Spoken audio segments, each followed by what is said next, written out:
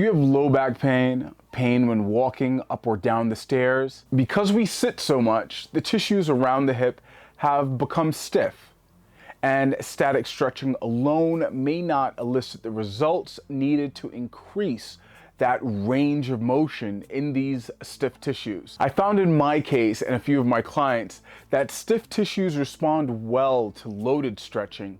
And in this video, I will show you 4 exercises that will increase your hip mobility and strength.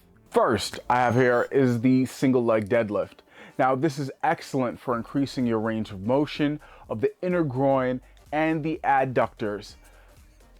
Try to keep the feet in alignment with each other. When the floating leg turns outward, that is a sign of compensation for a lack of range of motion. And we want to clean that up and counter this by intentionally keeping the feet aligned and raising the leg only as high as you can keep that alignment.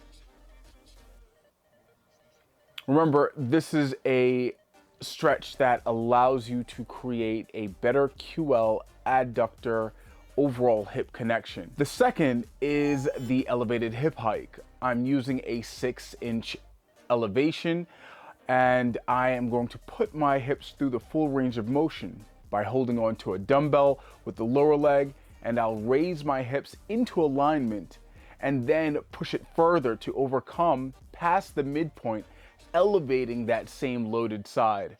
Putting the hip through a full range of motion, you'll feel much better walking up and down the stairs after practicing this move. Third is the elevated Kickstand Rdl. I know a mouthful, but in this exercise, I'll have one foot elevated on that 6-inch box. I will hinge my hips back and down, bringing the dumbbell as low as possible, maintaining a braced torso. Then completing the exercise by then raising, by pushing the hips forward and loading the front leg. This allows for a great stretch and a great dynamic pelvic movement. The fourth exercise is the windmill. These are excellent for the QL muscles. If you're sitting for a long period of time during the day, be prepared to wake these muscles up. With legs in a straddle position, position a dumbbell or kettlebell or any weight. You can even do this without a weight, directly above your head, overhand in one hand, and reach forward to the ground with the free hand, hinging at the hips only. Avoid bending at the knee and hinge as deep as you feel comfortable. Now, with this exercise, I always use a light weight. This is for more reps than actual heavy weight. And also a bonus exercise.